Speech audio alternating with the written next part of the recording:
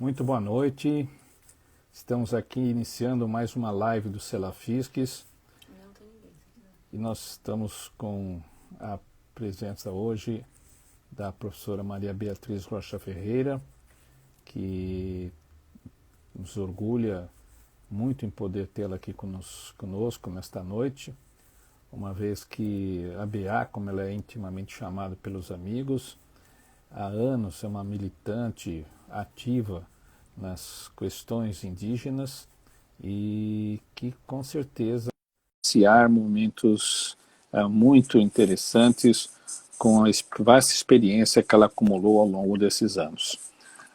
A BA, além de ter sido uma excelente companheira em muitas lutas na área de ciências do esporte, é uma pessoa com quem eu tenho uma relação pessoal extremamente importante. Começamos ainda na nossa juventude juntos, né, Bia, fazendo muitas coisas aí na área de ciências do esporte, e depois a Bia foi fazer um mestrado na USP, e do mestrado da USP ela foi fazer um doutorado no exterior. Nesse doutorado exterior foi um acontecimento que não sei se ela se lembra, que a primeira decisão da CAPES foi negativa para a bolsa dela para o exterior, e ela me falou, não, vamos lá conversar com o nosso diretor da CAPES, que me recebeu muito amigavelmente, que reviu a decisão em função do que foi exposto pelas características e qualidades da BA. A BA foi para os Estados Unidos fazer esse doutorado com o Dr. Robert Malina, na área de antropologia física. Voltou de lá e acabou nesse interregno se casando com o Felipe, um professor belga, né? E, enfim, depois a BA vai contando toda a trajetória. Nesse caminho nós fundamos o Colégio Brasileiro de Ciências do Esporte, nós fizemos com a BA uma grande batalha no Agita São Paulo, em que ela é nossa assessora especial há anos, e nesta noite a BA vai nos conversar um pouquinho sobre a situação, o impacto, né, do Covid-19 nos povos indígenas. Bia, boa noite, tudo bem com você? Boa noite, Vitor. Tudo bem comigo? E quero agradecer essa oportunidade de estar aqui com vocês, né? Sempre eu venho falar nos simpósios sobre jogos, esportes indígenas, mas dessa vez nós vamos falar um pouco mais sobre essa pandemia que todos nós vivemos juntos. Muito bom, Bia. A gente gostaria de lembrar as pessoas que podem mandar as perguntas. Nós estamos vendo aqui que são diversas pessoas que estão entrando na nossa live, dando as boas-vindas a todos. Esperando aí que vocês possam fazer suas perguntas para que a gente depois enriqueça ainda mais a nossa conversa, uma vez que os Selafisques têm essa prática de interagir com a comunidade e tentar satisfazer o conhecimento aí de todos. Nós temos muita alegria, Bia, de dar a palavra para você começar a conversar um pouquinho. Acho que você vai falar primeiro aí das informações demográficas, né, dos indígenas, dos povos indígenas. Então, vamos começar a ouvir a Bia. Bia, está com a palavra. Bom, primeiramente, agradeço essa oportunidade. Eu acho que é um prazer estar com vocês, com a família, com você e a família Selafisques, né? E eu quero transmitir hoje também meus sentimentos por todos aqueles que perderam a vida nesse Covid-19, especialmente os indígenas, que nós vamos falar sobre isso. É lógico que eu não estou na aldeia, eu estou longe, né? Eu estou em Campinas, então é uma experiência muito que nós estamos tendo, assim, de um trabalho que nós estamos fazendo com eles, que eu vou falar nessa fala aqui. E a situação dos indígenas é de extrema fragilidade, né, por diferentes razões. Uma questão que eles têm levantado também, que as estatísticas que aparecem muitas vezes pelo Ministério da Saúde não estão computando os que estão na cidade. E os que estão na cidade também têm problemas sérios, né? Tanto de contrair o vírus, assim como o falecimento. Então, muitas estatísticas são os que estão aldeados, né? Então, quer dizer, então tem assim um desvio um pouco dessa informação. E eu quero também parabenizar todas essas organizações que estão dos povos indígenas, que é impressionante como eles têm uma capacidade de se organizar, né, junto entre eles, junto com as lideranças, com as ONGs, CESAI, a FUNAI e diferentes voluntários, né, para enfrentar essa pandemia.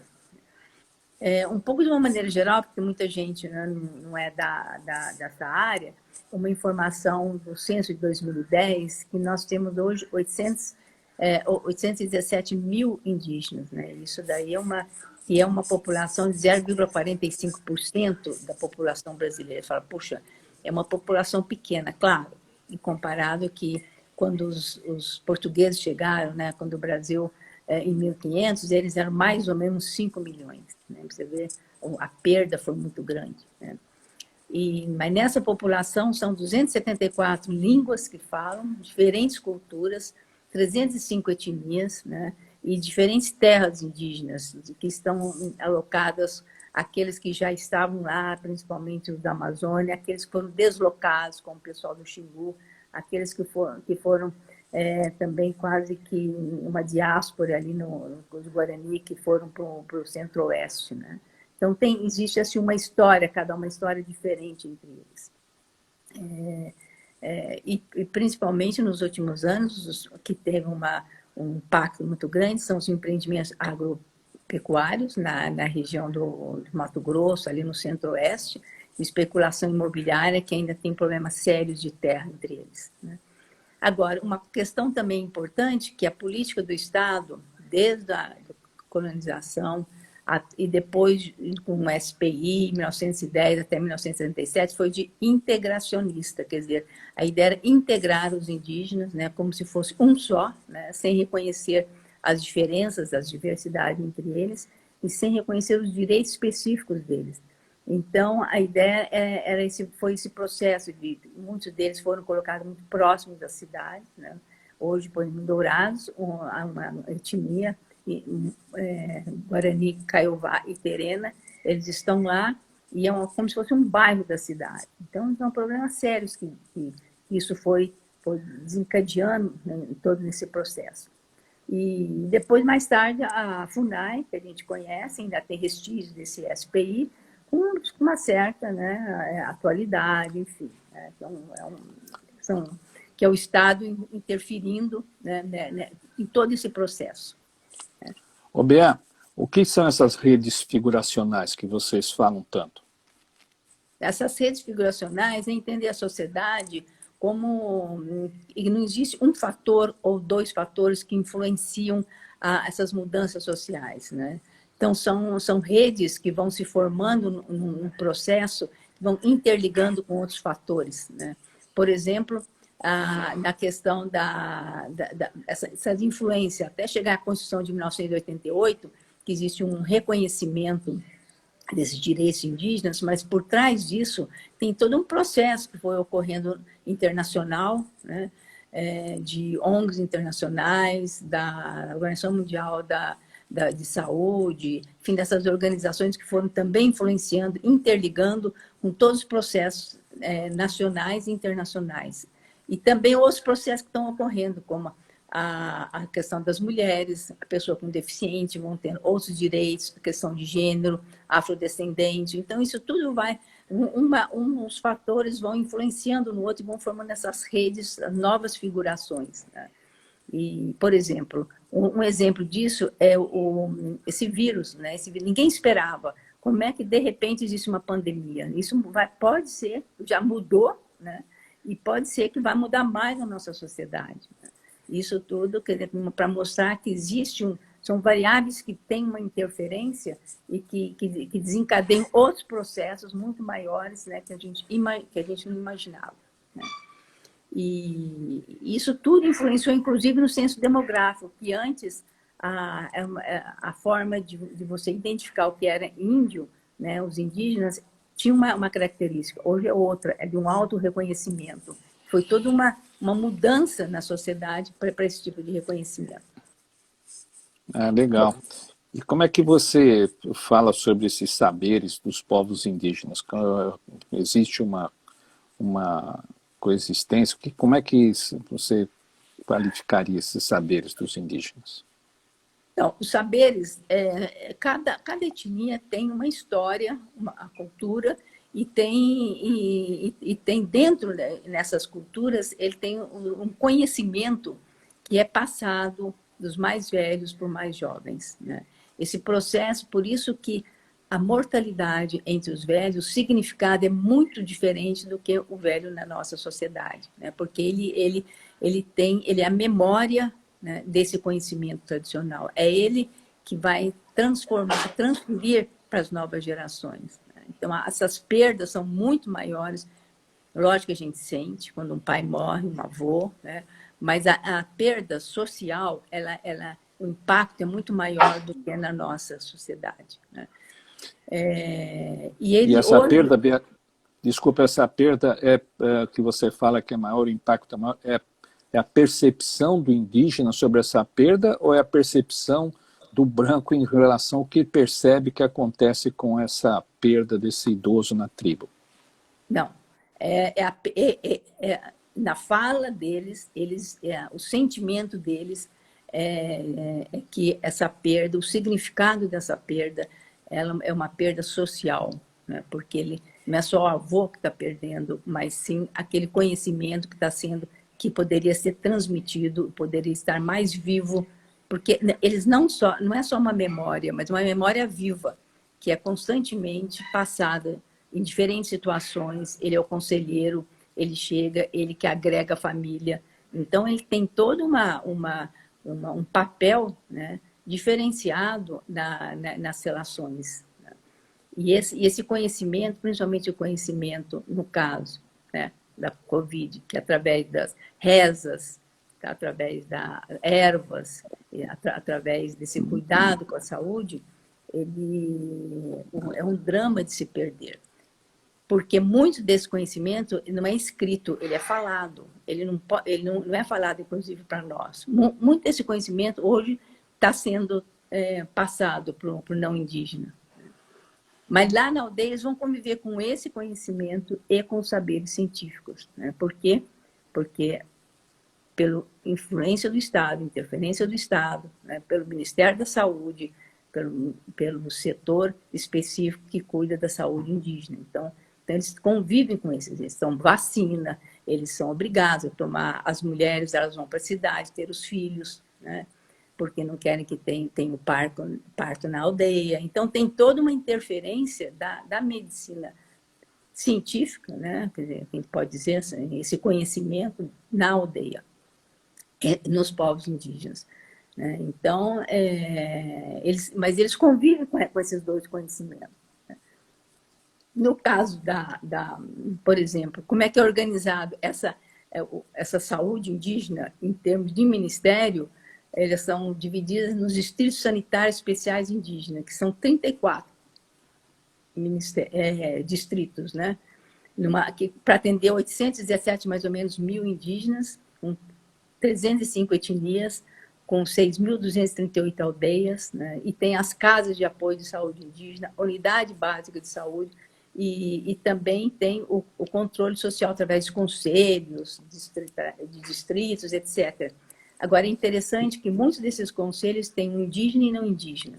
E muitos têm os agentes indígenas que são formados, né, tipo enfermeiros, né, nas aldeias, que é uma forma de representar o conhecimento do Ministério da Saúde, que eles vão, e também o conhecimento tradicional. E essa Secretaria Especial de Saúde Indígena, ela está ligada a que órgão do governo? Bom, atualmente é o Ministério da Saúde. Ao Ministério da Saúde. Está ligado ao Ministério da Saúde e vinculado ao Sistema Único de Saúde, que é o SUS.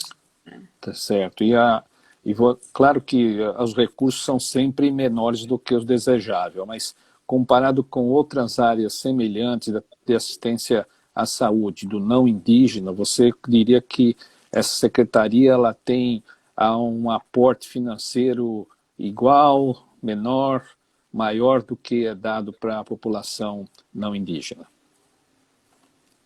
Ela deveria ser proporcional, pelo menos, né? Mas eu acredito que não seja. Eu não tenho esses dados para saber quanto que é dado para a saúde não indígena e para a saúde indígena, né?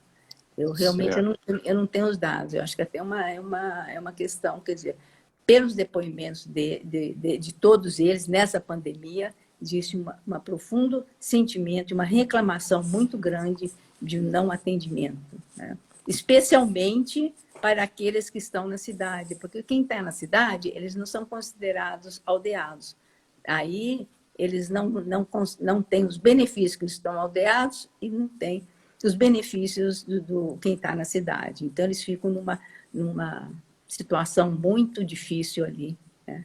Que esse é um dos problemas também, que nesse problema do Covid, eles foram para as aldeias e aí acabaram contaminando mais ainda a quem estava na aldeia. Então, esse trânsito, né, de quem estava dentro, quem estava fora, vem até por um processo, né, deles sentir mais acolhido dentro da aldeia do que ficar na cidade. Então, Beata, explica um pouquinho melhor, como é que foi essa contaminação de quem não estava na aldeia vindo para a aldeia? Você fala dos indígenas que estavam na cidade e que voltaram para o seu povo indígena, ou é o branco chegando na aldeia? bom, tem também o branco chegando na aldeia, mas tem os indígenas que moravam na cidade, e são os depoimentos que foram nas aldeias, e também aqueles que estão na aldeia, eles precisam da cidade, eles têm a cidade como aporte, porque eles precisam comprar alimento, remédios, então existe um trânsito, né, entre dos que moram nas aldeias, eles vão para a cidade, dependem da cidade, né? Algumas Sim. populações, principalmente na Amazônia, eles têm uma condição melhor de plantios lá. Então, eles conseguem ainda ter alguns benefícios, mas assim mesmo eles dependem da cidade para poder acessar a alimentação e compras, né, no mercado, insumos, enfim, né, tudo isso depende da cidade. Teve um inquérito nacional de saúde e nutrição indígena, 2008-2009. O que ele, em geral, quais foram os achados? Como é que você viu esse inquérito? Então, esse inquérito foi um inquérito interessante em 2008, 2009, que ele vai mostrar, ele faz uma amostragem, né? Que ele vai fazer uma pesquisa com mulheres, 6.690 mulheres, de 14 a 49 anos, e também de crianças, 6.128 mais ou menos, crianças menores de 5 anos. Escolheram as mulheres e as crianças. E eles viram o seguinte, que nessas aldeias existe uma prevalência da desnutrição crônica, anemia, de diarreia, infecções respiratórias. E também doenças crônicas não transmitíveis nas mulheres. Quer dizer, esse é um quadro que tem uma representação de como é que essas aldeias estão. Existe também que eles viram que existe uma diferença entre regiões, né? E essas interregiões, né, a gente não pensar que todas essas comunidades elas são iguais. Não, existem umas que têm umas melhores condições do que outras, né? Agora, existe uma diferença muito grande entre a saúde do não indígena no Brasil e dos indígenas. Quer dizer, a saúde não indígena ela tem melhor atendimento, melhor infraestrutura. Interessante, por que foi os homens...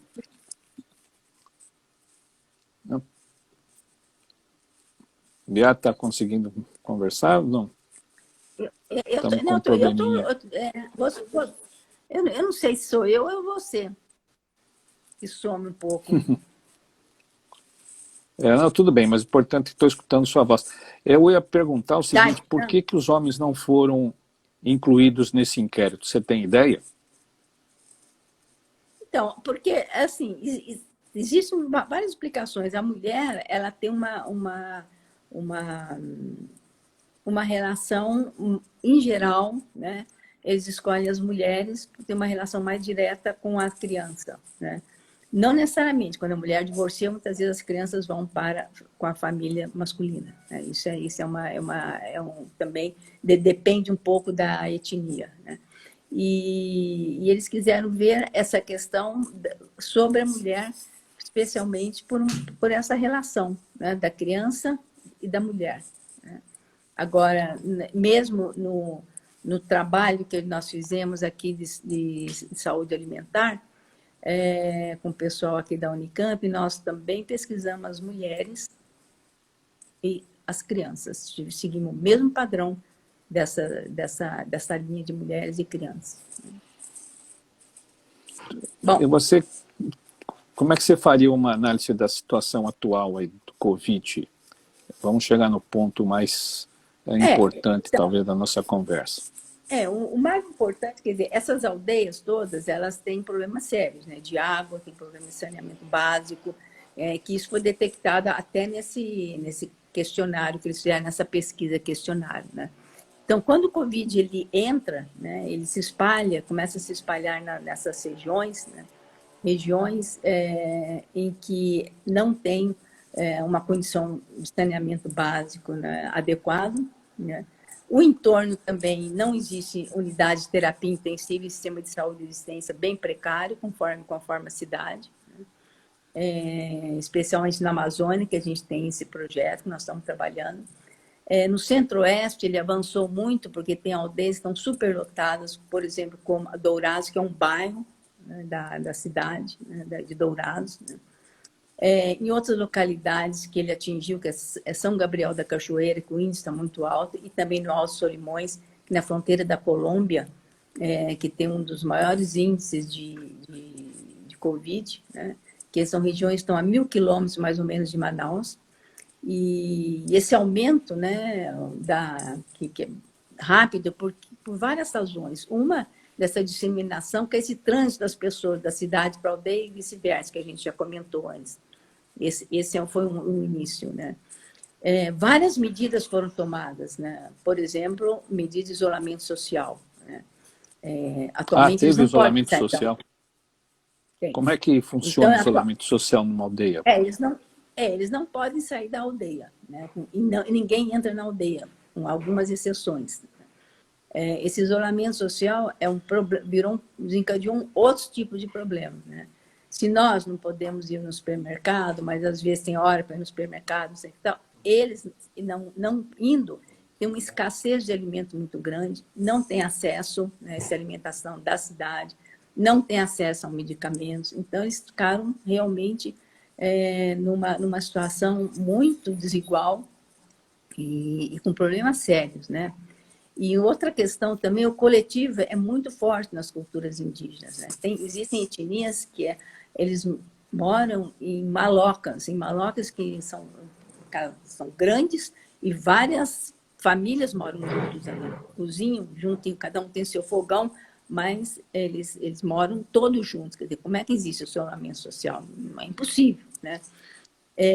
Uma outra questão também que algumas pessoas indígenas estão dizendo, principalmente nesse trabalho que nós estamos fazendo lá com os Ticuna, são os comportamentos preconceituosos. Quer dizer, aqueles que vão na cidade, as pessoas têm receio, têm medo de chegar perto, com medo de pegar o vírus, né, dos indígenas, como se eles contaminassem mais ou não, né? Então, o preconceito ele aumentou, né, nesse estudo. Tem se utilizado a medicina tradicional, né? Eu tenho contato com várias etnias e então existe uma tentativa dessa medicina tradicional, nesse conhecimento, né, através das ervas, rezas, né, e também uma forma que eles estão mostrando que esses lives que está sendo feito, né, é uma forma de você também, porque eles rezam, eles fazem esses lives, rezando, eles fazem esses lives, pedindo a proteção. É uma forma de você, né, disseminar toda essa informação, essa bênção, não só para eles, mas para o país, né? Então, isso tudo é uma forma de um trabalho que está sendo feito entre eles, né? E está sendo, né, divulgado por eles. E é claro que a medicina científica, né, ela também não está dando conta, né? Então, quer dizer, eles estão numa situação como nós, quer dizer, nós também não sabemos para onde vai, né? Afinal, então existe toda esse-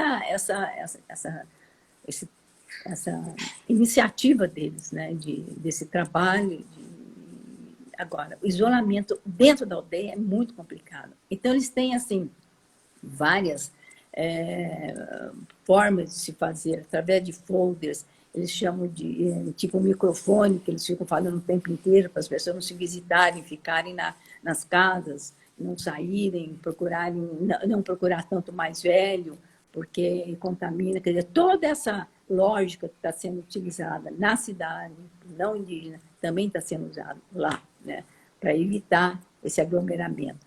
Um dos problemas sérios que às vezes tem são as igrejas pentecostais, que no início elas não queriam ceder e queriam continuar com as atividades dentro das aldeias. E isso estava criando um problema sério. A FUNAI precisou intervir para que não tivesse essas sessões nas igrejas, porque, além disso, utilizando, quer dizer, quem está rezando, quem não vai pegar o vírus, quer dizer, essa lógica, né, quer dizer, não é por aí. Enfim, né, então tem toda essa... Eu tenho aqui uma pergunta dos amigos do Instituto Biodelta.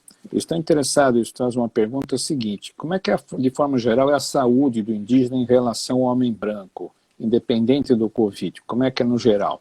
E eles estão interessados também em saber se eles são ativos em termos de atividade física, o que eles fazem de atividade física no geral. E depois eu vou esticar uma pergunta minha, que eu não saber o que eles fazem durante o Covid. Bom, a saúde atualmente deles, algumas etnias que têm sido estudado, existe um aumento da obesidade e problemas sérios de diabetes. Isso aí tem sido uma constante, né, no adulto, especialmente, né, no homem. Então, você vê, assim, mesmo nos jogos indígenas, você vê, assim, aqueles que vão, muitas vezes, estão obesos. Né? Quer dizer, o nível de atividade física mudou, o comportamento mudou, os hábitos alimentares mudaram, né? Muitas vezes eles dependem da cidade e acabam comendo junk food, né? Não comem aquele alimento tradicional e acabam tendo problemas sérios de obesidade e de diabetes. Isso daí é uma constante, né? Atividade física, aqueles que estão mais na floresta, então eles ainda necessitam ainda de fazer mais atividade física, canoagem, caça, pesca, então eles têm um nível de atividade física ainda, né, melhor. Mas aqueles que estão na cidade, tipo Dourados, né, no Mato Grosso do Sul, que estão muito próximos à cidade, o nível de obesidade é muito alto. Muito alto. Então, você diria que eles têm um padrão de atividade física igual, superior ou menor do que o homem branco? bom, depende da cidade, né? Eu acho que uma das, quer dizer, esse movimento que começou com os Jogos Indígenas, e isso fez com que eles revitalizassem a questão da prática esportiva. Né? O jovem gosta de futebol. Isso o futebol tem na aldeia. Todas as aldeias têm prática de futebol. Isso é muito E interessante. jogam só os rapazes ou as moças também? Então, até casar. As moças até casar. Depois que casam, elas acabam, muitas vezes, o marido não deixa. Porque esses jogos, eles acabam tendo campeonatos. E quem vai no campeonato, né, quando a mulher casa, o marido muitas vezes não deixa a mulher ir. Então, ela acaba ficando muito mais em casa, sedentária, na aldeia e tal. As jovens solteiras é muito interessante. Uma vez eu fiz uma entrevista lá com a Caigangue, né, no Paraná, e ela ficava muito feliz porque ela poderia participar desse campeonato, né, não ser julgada, porque estava indo para a cidade por outros motivos, né, a família aceitava, mas ela era solteira. Depois, quando casa, aí fica muito mais complicado. Talvez tenha um joguinho ali na aldeia, mas ela não pode mais sair. Os jovens continuam saindo. Agora, depois vai ficando mais velho, vai ficando cada vez mais sedentário, né? Então, o sedentarismo no adulto é muito, muito alto mesmo. Então, isso se reflete muito, por exemplo, nos jogos. Os jogos, eu acho que durante todos esses anos houve um impacto muito grande nessas etnias e eles acabam praticando coisas que eles não praticavam antes, né? Como corrida, arco e flecha, natação, né? E eles acabam fazendo os próprios campeonatos. Tem um padre lá que tem um programa muito interessante lá com os Ticuna, eles, no blog dele, tem os jogos que eles fazem. Então, tem uma semana de jogos. Então, isso tudo você vê a influência, o impacto que é um mega evento influenciando nos micro-eventos, né? Então, eu acho que teve um impacto muito grande, né? Hoje existe mais interesse, né? E as mulheres, elas praticam, fora o futebol, que você falou, qual é a atividade física esportiva mais própria das mulheres indígenas?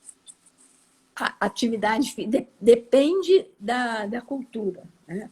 Por exemplo, corrida de toras. A corrida de toras, ela não é praticada em todas as etnias, algumas etnias só, né? E algumas etnias, nos jogos, no começo, elas iam só como participantes, depois elas começaram a participar e foram autorizadas, porque precisa existir um conselho, uma autorização, né? Delas também participarem da corrida de toras, né? São aquelas etnias do Maranhão, algumas etnias que praticam, que só os homens praticavam e voltavam. Arco e flecha, né? Elas normalmente não praticam, e mesmo nos jogos não aparece, né? A dança, elas todas fazem, né? Alguns rituais, nem todos são permitidos. Corrida, todas fazem. Futebol também ele está sendo cada vez mais aceito, elas fazem.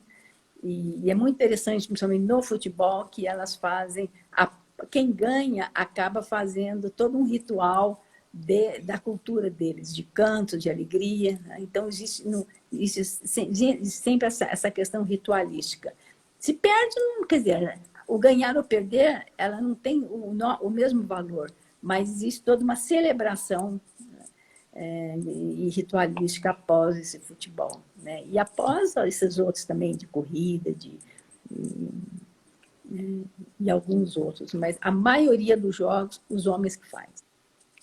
E a corrida de tora, que você falou que a mulher está sendo progressivamente aceita, ela participa, é uma corrida de toras feminina ou ela corre junto com os homens? Não, normalmente é feminina, porque a tora tem um peso diferente. Ah, tá. A do homem tá quase 100 quilos, é um absurdo. Tá certo.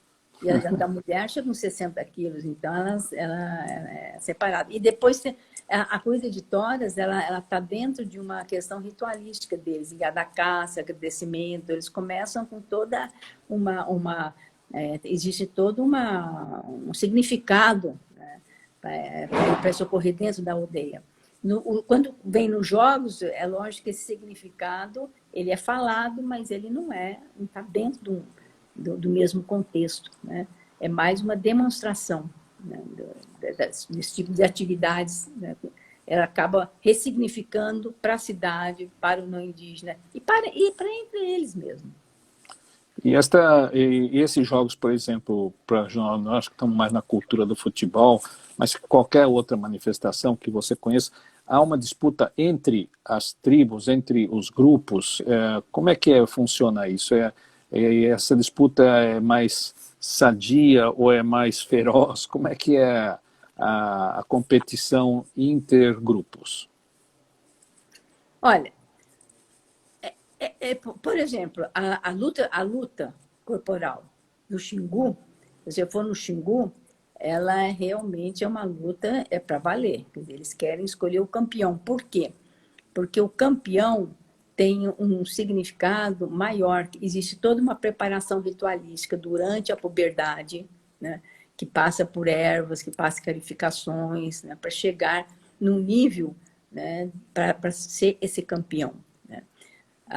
Aí a luta é feroz. Feroz, não diria feroz, mas é uma luta realmente né, para escolher o melhor deles, né? E o melhor o melhor não é só ser o melhor fisicamente, mas é o melhor que ele vai ter uma maior integração do que é ser homem, o que é o ser, qual é a Que construção de uma legal. pessoa, sabe? Tem todo um outro significado, né? A mulher, por exemplo, ela não participa durante a puberdade, ela tem um outro significado, né? Mas elas também começaram a lutar, ter essas lutas corporais também. Tá? Mas, Tá.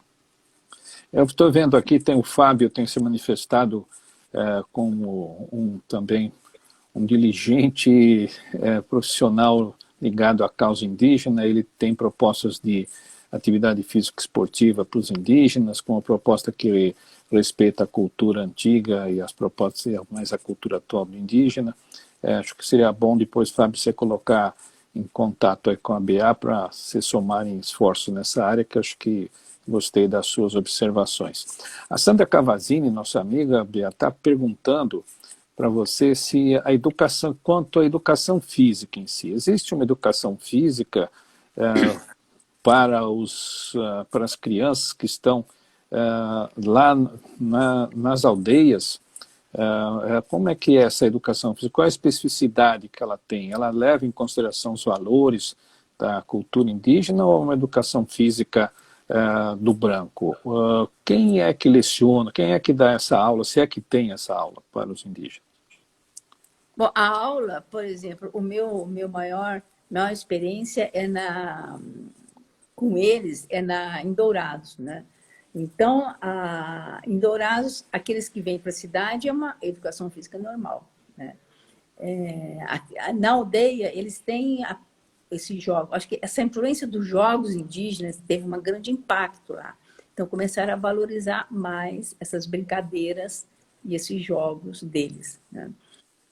Por exemplo, na Amazônia, eu realmente não sei, né? Porque cada um é diferente, né? Eu não sei como é que está essa situação. Entre os Caigangue também tem aqueles que estão na escola, eles acabam tendo uma influência um pouco mais desses jogos, brincadeiras entre deles mesmo, né? Mas, infelizmente, a educação física ela precisa ter um maior impacto, né? Uma maior ressignificação para os indígenas. E principalmente no reconhecimento da cidade, porque é na cidade, quando eles vêm estudar na cidade, é que eles podem, né, também mostrar a cultura deles. E isso tem sido muito pouco valorizado. É a questão que eu falei no início, da integração, quer dizer, a ideia de que os indígenas deviam integrar, né, isso daí que foi um grande drama nas relações do indígena e não indígena. Muito bom. Existe dentro do Ministério da Educação, existe aqueles cadernos didáticos que falam sobre a valorização da questão da brincadeira, da cultura indígena, isso existe, né? Agora, daí, o que está no papel para o professor fazer, tem uma grande diferença, né? Uhum. Até porque esse professor ele não é treinado especificamente para trabalhar com o indígena, ou ele é treinado nesse sentido? Não é treinado. Não. Bom, quem está na aldeia deveria ser treinado. Eu vi situações assim de pessoas totalmente sem treino e achar que estava com a razão, né?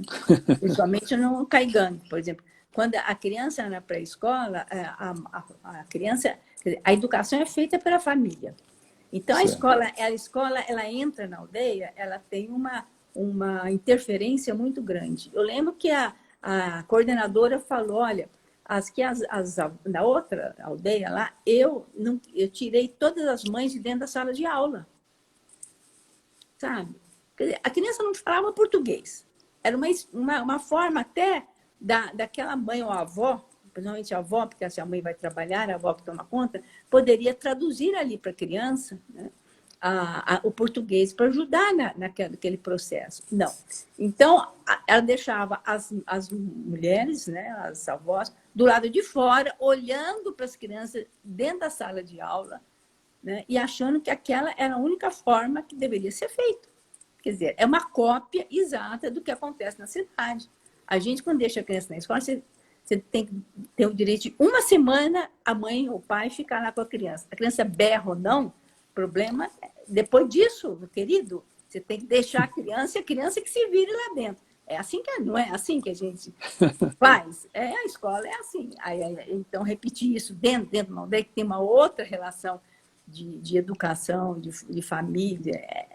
Quer dizer, eu vi situações. Agora, eu vi também situações incríveis de pessoas altamente sensibilizadas, com trabalhos incríveis, né?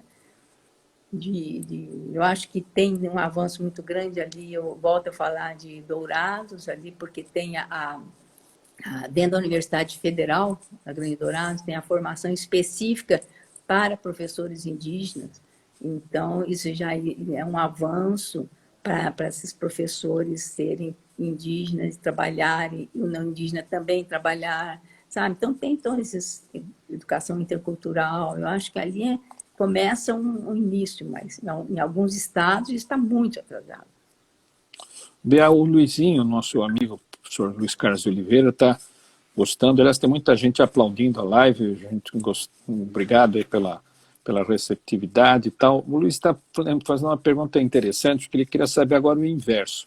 Se você percebeu, você tem algum dado de influência da cultura indígena na área esportiva que foi transferida para o homem branco, entendeu? Se acontecer, se você tem alguma experiência, alguma informação a esse respeito.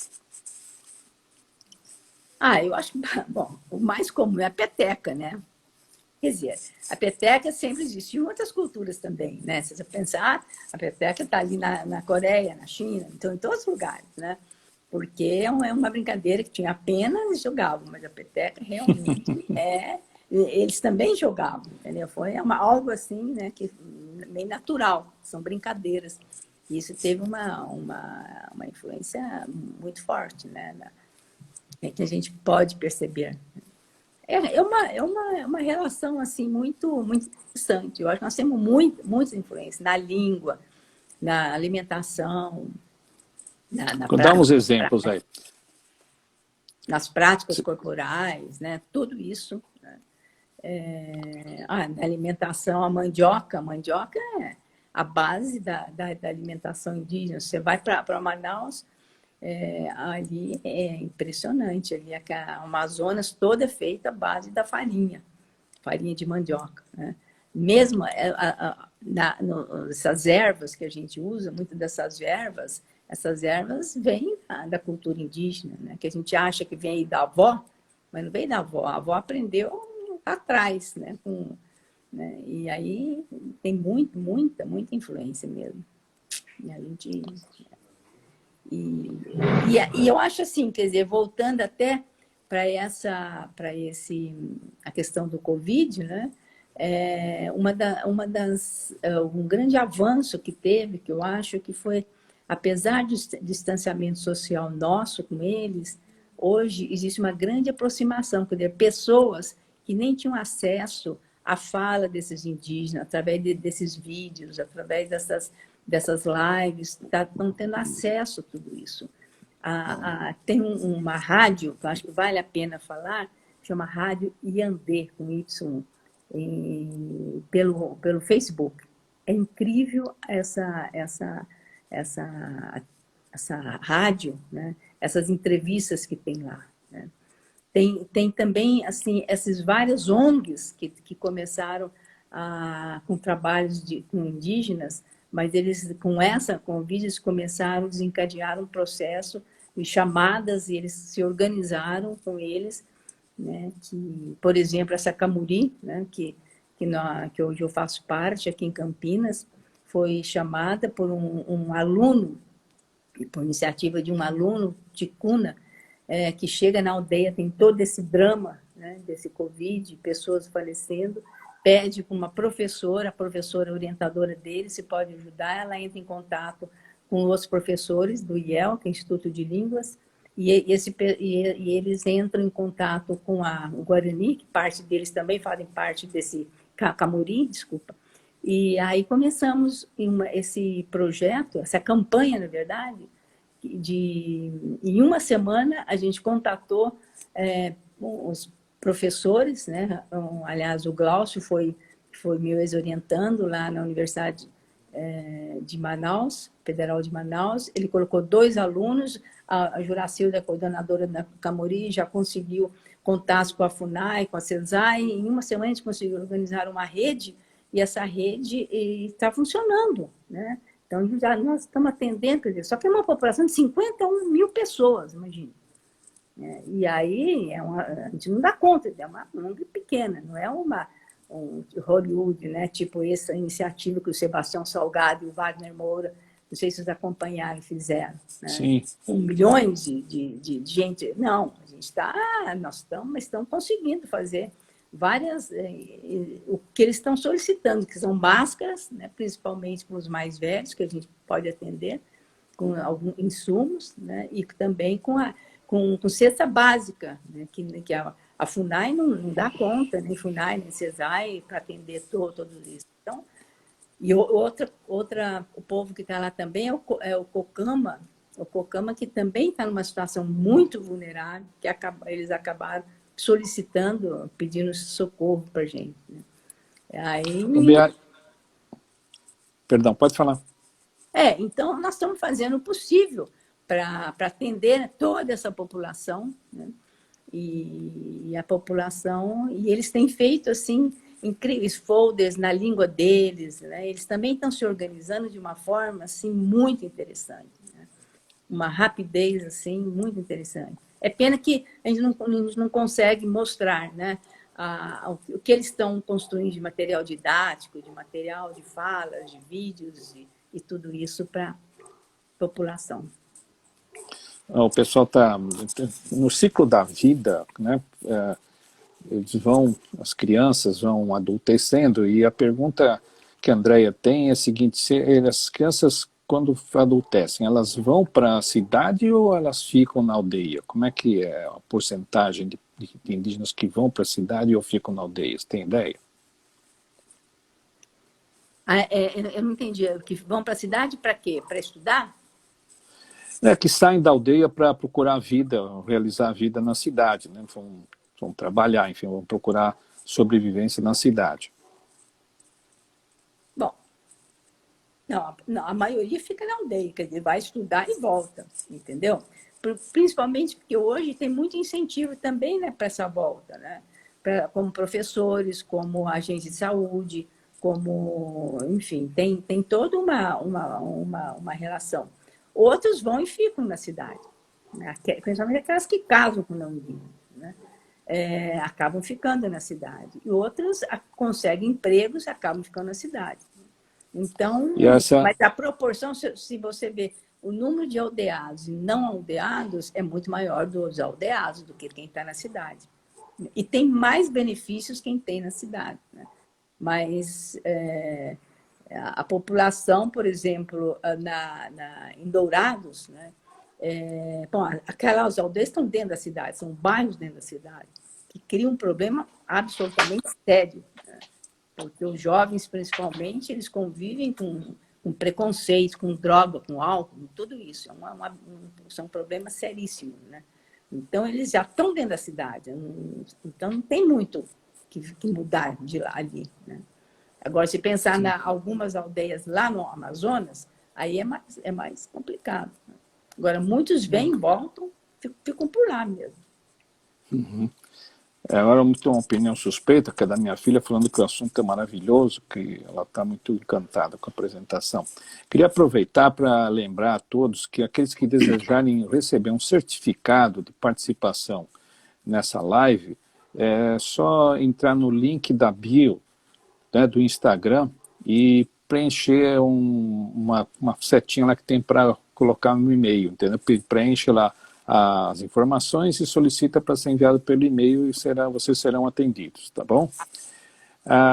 O Fábio está preocupado, dizendo que essa quantidade de pessoas, de indígenas que ficam na cidade, tem sido um problema muito grande. Você vê isso também, Pia? Bom, com certeza, quer dizer, depende aonde eles vão estar na cidade, né? Algumas cidades, se você pensar que ali, por exemplo, em Mato Grosso, ali perto de ali Dourado, é um problema sério, né, como eu falei, né, um problema sério. Agora, algumas cidades, eles vão estudar, então as famílias acabam morando no mesmo bairro, né? Muitas vezes, aí alguma parte da família vai morar com essas pessoas, acabam tendo a casa na cidade, a casa na aldeia. Isso, muitas vezes, dá mais certo, porque a família vai junto, né? Muitos, por exemplo, que vão estudar, porque quem vai para a cidade, normalmente vai estudar na cidade. Então, muitos que vão para a estudar nas universidades, por exemplo, eles são pessoas casadas. Às vezes, a mulher vai para a cidade e deixa o marido na aldeia. Aí gera um outro problema, porque o marido acaba arrumando outra e a mulher acaba se separando, entendeu? Porque não quer ficar longe. Então, isso gera um outro problema. Vários casos lá em Guarapuava, você vê que a mulher, os depoimentos dela, que às vezes ela acaba tendo muita dificuldade de acompanhar a universidade, acaba voltando, acabou o casamento, enfim. Né? Então, tem assim, todo tipo de problema. Né? Agora, tem aquelas que vão e dá muito certo. Sabe? Tem algumas que vão para a cidade, conseguem se organizar na cidade, são líderes incríveis, né? São mulheres assim, que sabe, pegam um microfone, fala, que é impressionante. Sabe? São grandes líderes, com grandes mulheres, grandes guerreiras que eles chamam. São incríveis essas pessoas. Né? Então, A Érica, que está adorando aí a sua live, ela queria saber especificamente se existe alguma orientação de prevenção do Covid para o indígena. Ele recebe essa orientação ou não? Como é que você vê isso? Bom, com certeza, tem toda a orientação que tá sendo passada, com a mesma orientação que nós fazemos aqui, está sendo passada para eles, não é mesmo? Né? Inclusive, nessa campanha, o que eles pediram? Máscara, kit de higiene e também cesta básica, né? que eles estão precisando. Medicamento, não, eles não têm condições de fornecer, né? Porque, inclusive, precisa de é uma questão médica, né? Não é uma questão de essas outras. E aí eles têm toda a orientação, tem de prevenção, com todas as dificuldades que eles têm entre eles, e também eles usam, como eu disse, a medicina tradicional, né? Ervas, rezas, e isso psicologicamente ajuda muito. Inclusive, muitos dizem que conseguem se curar através desse tipo de medicamentos. Mas, assim, o que é usado na etnia Guararara é diferente do Guarani Kaiowá. Pode ser que cientificamente seja até a mesma erva, mas pelo nome, né, pelo menos o nome que eles dão, que passa para mim, que eu tenho perguntado que tipo de erva, então, são ervas diferentes. Né? Talvez seja mesmo cientificamente, não tem uma análise assim. Agora, fala para a Flávia, só antes de falar para a Flávia, que tem grupos na área dela que fazem programas interessantíssimos, né? Ligado à comunicação, à mídia, a filmes, muito interessante. Eles têm uma habilidade para isso muito grande. Ô, Bea, conta um pouco do SOS Ticuna, que você aguerridamente trabalha voluntariamente por essa ONG. Por favor, fique à vontade para contar para o pessoal um pouquinho do SOS Ticuna. Então, esse SOS Ticuna começou, como eu falei, daquele aluno, que é o Ticuna, é aluno da Unicamp, está fazendo mestrado na área de linguística. E ele, quando chega na aldeia, começa a ver todo aquele drama de pessoas, os mais velhos, morrendo. E aí ele pede para a orientadora dele essa ajuda. Então, ela entra em contato com os outros colegas, que entra em contato com essa ONG, que é a Camuri, né? Camuri Indigenista, que todas essas informações podem entrar no blog da camuri.org.br, Camuri com K, né? E aí a gente começa essa campanha com professores lá da rede das universidades estaduais, federais, né, de Manaus, com a FUNAI, que também teve ajuda, muitos voluntários, né? E começamos a construir essas máscaras, fabricar essas máscaras lá, tem que ser tudo lá, né? O kit de higiene, limpeza, alimentos, e com muitos voluntários, né? Para levar até essas aldeias de maior necessidade. Além dos ticuna, então tem o cocama que também está com um índice de mortalidade até maior do que os ticuna, com quase 50 óbitos lá, e então pediram. Agora, e também muito interessante, para que a gente, que é tão longe da fronteira, é que a cidade, né, uma das cidades central lá, que tem a base, inclusive de SEI, é a Tabatinga, que está na fronteira com a Colômbia. E do outro lado é a Letícia. Mas a fronteira é uma rua, né? Quer dizer, você atravessa de um lado para o outro. Então, o índice é altíssimo em Tabatinga e o índice é altíssimo o Covid em Letícia.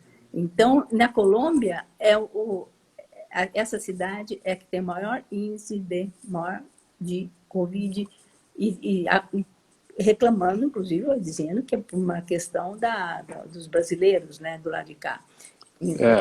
Tem o prefeito lá, fez uma reclamação, inclusive, para o nosso presidente, né, quer dizer, que fronteira é essa? Não tem toda essa discussão da fronteira, algumas regiões também que tem a fronteira tríplice, que eles chamam, que pega a Venezuela também, né, também tem esse tipo de problema sério, né?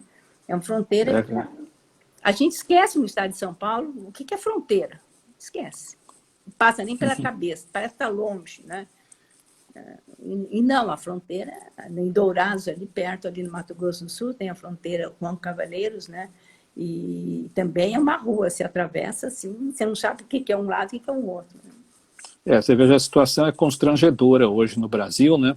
Porque nós que até nas fronteiras tínhamos sempre a acusar os nossos vizinhos de trazer para o nosso país, por exemplo, drogas, etc. Agora nós estamos sendo exportador de Covid, quer dizer, é uma situação lamentável, né? Uma coisa inacreditável que nós fôssemos ver isso. O Brasil exportando enfermidade para nossos países de fronteira, é uma coisa vergonhosa, né? Que a gente não pode deixar de falar. Mas, Bea, então nós estamos começando a chegar ao final. Se você quiser falar, repete de novo aí a informação para aqueles que quiserem colaborar com o SOS Ticuna. Passa de novo, que talvez eles não puderam anotar, estão me perguntando aqui. Pode, por favor, fica à vontade. O melhor meio é entrar no site, que tem todas as informações, chamado Camuri, kamuri.org.br.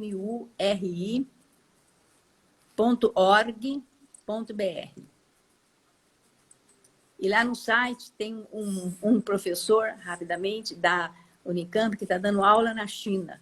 E ele mobilizou os alunos, aula de português na China, mobilizou os alunos, eles não só mandaram doações, como escreveram cartas maravilhosas para os indígenas, jovens indígenas do Brasil, dos ticunas, para poder, dando força e fé, para que eles superem, que eles superaram, eles passaram por todo esse problema, com falecimento na família, mas que eles conseguiram superar.